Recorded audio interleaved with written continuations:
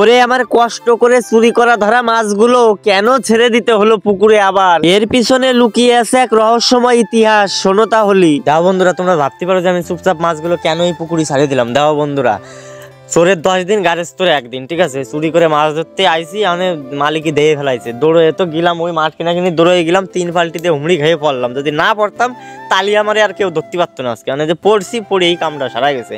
কি আর করবো বন্ধুরা, যায় তো চুলির মুঠ ধরলো, টানিয়ে নিয়ে আসলো।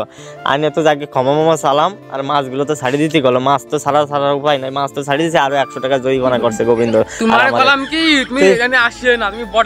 বর্ডার মডার বাদ দে, আমি শোন, আমি কি কই শোন, একটা মীমাংসা তো করতে হবে। আচ্ছা চুপ কর, শোন বন্ধু আমার একটা কথা শোন। আমি তো এই যে জরিমানা হয়েছে, তাই তুই 50 টাকা দিবি নি, আমি 50। আমি ভাই নাই 50 টাকা, মানে কোথায় মানে আসে না, তুমি আইছো তুই আমার সাথে ছিলি তো? আমি সাথে ছিলাম, আমি মানে আসতে মানে করতে টাকা কিছু বর্ডারে চলো, তুমি না তুমি এনেছো। তুই 50 টাকা দিবি না তাই তো? না আমি দেবো না, তুমি তুমি দাও। দেখছো, মানে বিপদে পড়লে পরে বন্ধু চিনা যায়, বিপদে পড়লে পরে বন্ধু চিনা যায়। বন্ধুরা দেখে না, আমি দিচ্ছি না ভাই, আমি চললাম বাড়ি। দেখছো দাও অবস্থাটা।